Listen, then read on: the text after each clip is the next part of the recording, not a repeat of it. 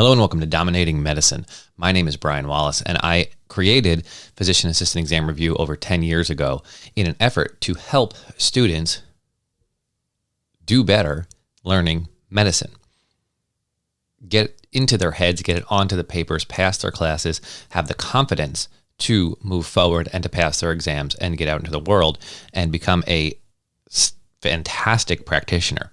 And what I discovered over the years is that your schools, your programs do an excellent job of teaching you what to learn. What they don't teach you is how to learn. What they don't teach you is how to get the information to stay in your brain. What they get you to do is they show you all the stuff you need. And they've organized it really well for you. And they've gone out of their way to group and categorize as much information as they possibly can squeeze in and hand it to you, which is a phenomenal thing. And it's really what you're paying for. Rather than having to start from scratch and go to the library like they would have had to do 100 years ago, or dig up dead bodies and learn anatomy on your own, your schools, your programs have decided what information is the most important thing they could show you before you start practicing medicine. And then they group all that into courses and demonstrate that material to you over time, which again is fantastic. And that's what they're set up to do. That's what they're designed to do. But their expectation of you is that you,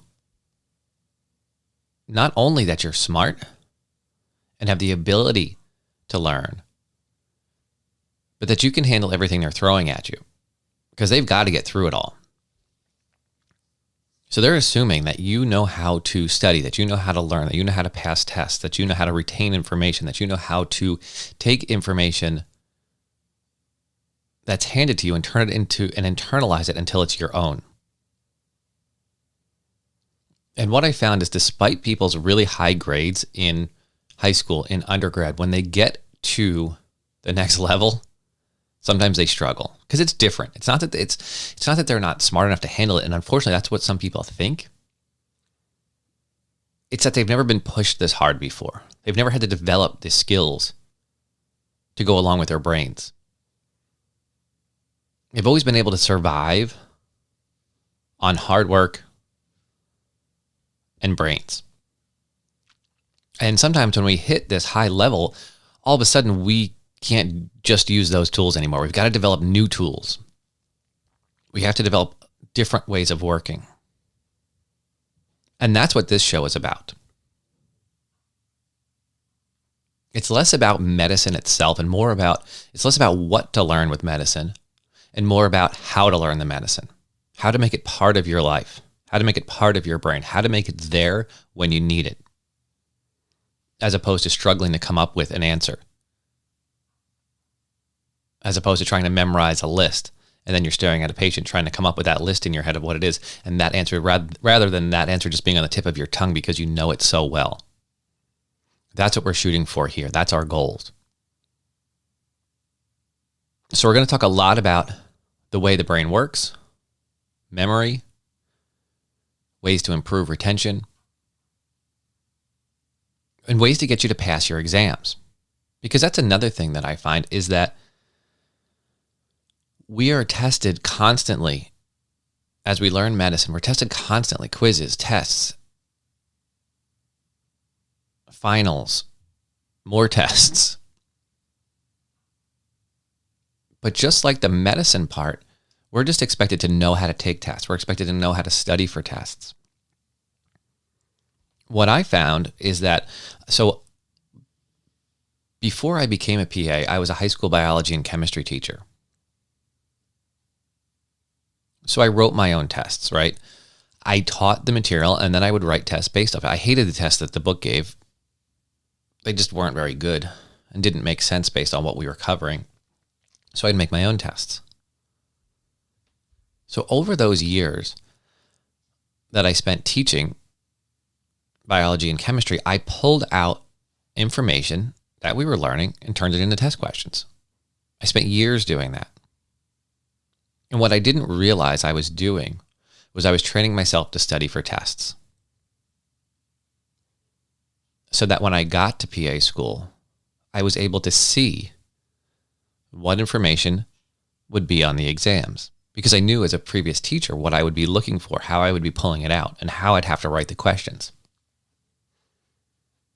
This is what I mean when I say you're expected to be able to take tests and pass tests when you get there, but you've never been taught, you've never been trained. When was the last time you considered how you study? When was the last time you considered how you take tests? For most people, it was middle school. That was when they first started really having to take an exam, right? Really having to study. I'm watching my 7th grader now who actually really has to work to get good grades. And maybe that progresses into high school, and maybe that progresses into undergrad. And maybe you did get better in high school and undergrad. But I know a lot of people who didn't, who relied strictly on their brains to get them through. And now they've got to work a whole lot differently, and they're not sure what to do.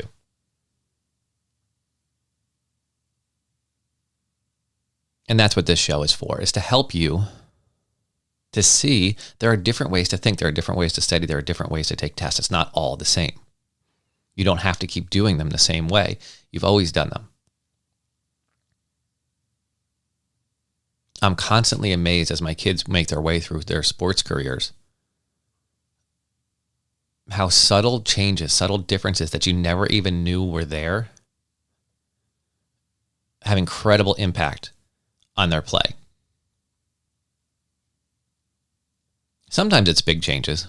Sometimes you need to totally revamp what you're doing. But a lot of times it's a small touch. It's put your heel down and be up on your toe here. It's pull your front hip back just a little. These aren't big deals. They're small. But if you've never been shown them, there's no way to know. So I've got 2 things for you today that I want to talk about. The first comes from General George Patton, who was a World War II hero, American hero. The German High Command, it said, had more respect for Patton than any other Allied commander and considered him central to any plan to invade Europe. He was an important man who led troops into battle. And people argue over whether he was a little over the top, for sure, but he won. Patton was a guy who would win at any cost. And one of the things he said, and this is what I want to talk about today, is that the will to win is no more than the will to prepare.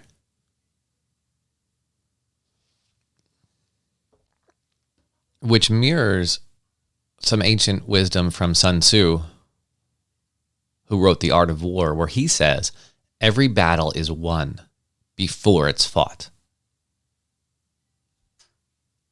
I'd heard that before, but I never got it as much as I do now. And what Sun Tzu and what Patton are talking about is preparation, is being ready for the challenge that's coming in every possible way that you can. So, in the case of General Patton and World War II, being prepared didn't just mean understanding the enemy, right? Didn't just mean understanding the enemy's forces. It meant understanding his own forces, his own troops. It meant understanding the geographical regions. It meant understanding the opposition, for sure. But it's a multifaceted preparation. When we get to, and I want to relate this to your exams, because that's really where we're performing, right? Is on exams. So when we talk about the will to get a good grade, the will to pass is no more than the will to prepare. What am I talking about? I'm talking about studying medicine, of course. But there's so much more to it than just studying for medicine. And unfortunately, it's so overwhelming. There's so much information that the studying for medicine part is all people see. The studying for the content is all people see. It's all people do. when there's so much more to the preparation that you could be doing to guarantee higher results? So how else do you prepare? What else could you do?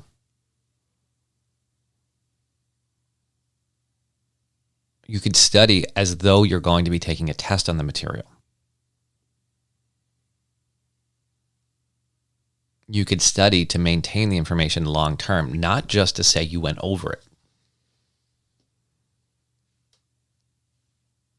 You could practice answering questions that may come up.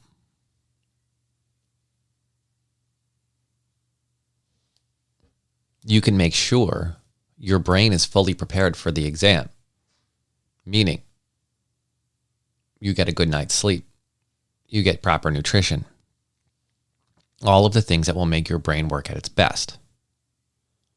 I equate a lot of things to sports because the analogies are so easy and most people understand them. But if you have an athlete preparing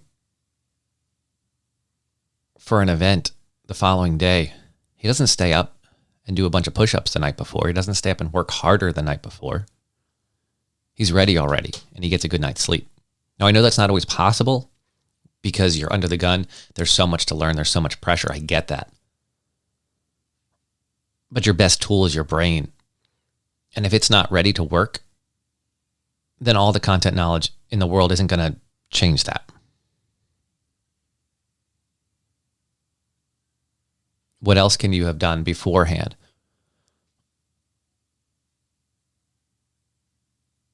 You can think about how you're going to walk into that room, how you're going to sit down, how you're going to breathe comfortably, how you're going to take the test and know the information. You're going to have confidence in yourself. You're going to work on the confidence that you've done the work and can think and can answer the questions. You're going to practice shutting out the nerves and the anxiety so that your brain can function. All of that stuff takes practice, all of it.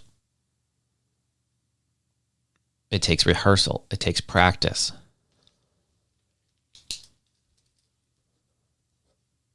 It doesn't come naturally.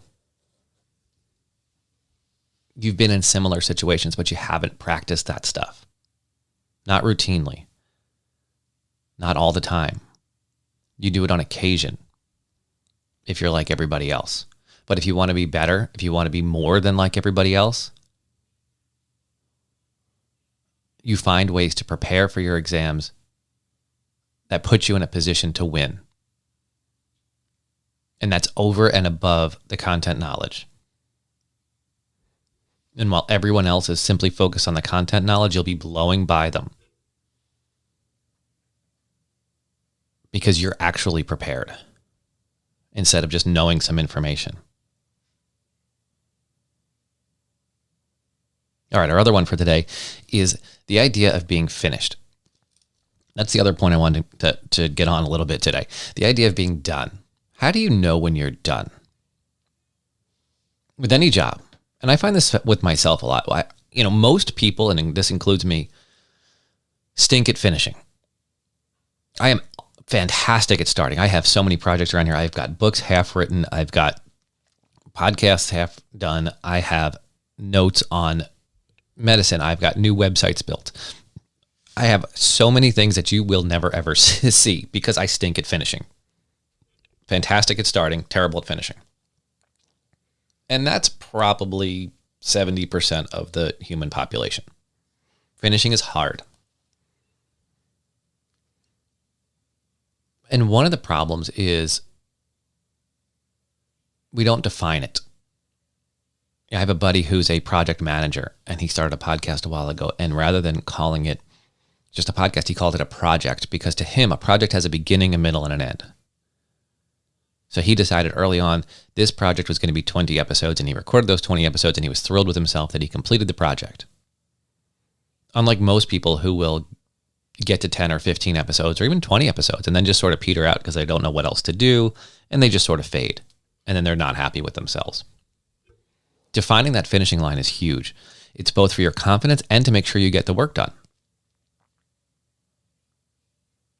So what am I talking about as it relates to learning medicine? What I'm mostly talking about here is talking about studying and the content knowledge. How do you know when you're finished with a specific section? What do you do to end a study session? Well, I know what I used to do. I used to look at the clock and say, all right, I'm going to do 2 hours. And then I get to work. Or I would say, I have to get through this entire chapter before I can go to sleep tonight. Neither of those are particularly good methods, because if it's just getting through material before you have to go to sleep, one is you'll start to lose focus, right? So you'll get started strong and then you'll sort of drift. And then you'll want to go to bed and then you'll just sort of push through it and you'll say that you've seen it, but you don't really know it. The clock is a little bit better method because it'll keep you accountable and make you push on and not let you drift into longer and longer hours. But it's kind of a combination of the two that may work best, although you'll have to experiment with this on your own. What you don't want to do is leave the ending open-ended. You don't want to leave it to be, I'll know when I'm done, or I'll finish when I'm tired.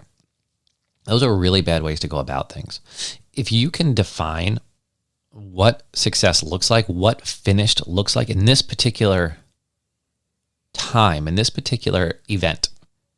So let's just take one study session. You have some free time on a Thursday afternoon. You say, oh, wow, I don't usually have free time. That's amazing. Here's what I'm going to do. I'm going to study this next chapter and I'm going to get it done in 45 minutes. Then you write that down so that you have a clear picture of what done looks like, so you can be proud when you're finished. One of the problems with learning medicine is it's so relentless. It's so all-consuming, and you don't have many wins. Creating a clear, focused plan for finishing a study session gives you a win.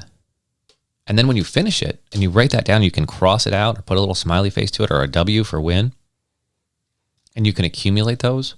That makes a tremendous difference moving forward. Tremendous. I can't even explain to you how important that is. But if you don't have definitions, if you don't know what the finish line looks like, then you wind up just generalizing and falling off the end and feeling kind of bad about what you've done and how little you've accomplished in most cases. In some cases, you may do more than you think. But in most cases, it's not going to go as well as you'd hoped. So defining done is a tremendous value, both in the fact that you will get more accomplished, and then you'll know that you did, so it will help build your confidence. And as you move forward through taking tests, through meeting patients, through meeting attendings, through your rotations, through on the job, confidence is going to be a key. And it's going to be a major thing we talk about here because it's so important to your success overall. If you believe you've done the work, then the tests are that much easier. If you're not sure you've done the work, the tests are that much harder. So I want you to really sit down and focus on two things from today. Number one is make a list of the things that you need to do to be prepared for your next exam. Make it short. I'm not looking to add a lot of work to your day. What can you do to be as prepared as possible for your next exam? And forget about the content knowledge. You're going to have that because everybody's good. At this level, everyone's good at the content knowledge. If you need to, fine, include it. I'm going to have covered these 3 chapters, these 6 chapters, whatever it is. But then give me 3 other things you're going to do to prepare for your exam. And then next, before your next study session, before it begins, define it. Write down exactly what you want to do, what you want to cover, and how long it's going to take you. You don't have to hit that perfectly, right? You could go over a little, you could be under a little. It'll help you to adjust how long things take in the future. And it'll give you something, a benchmark to work from, and it'll give you some wins to work from.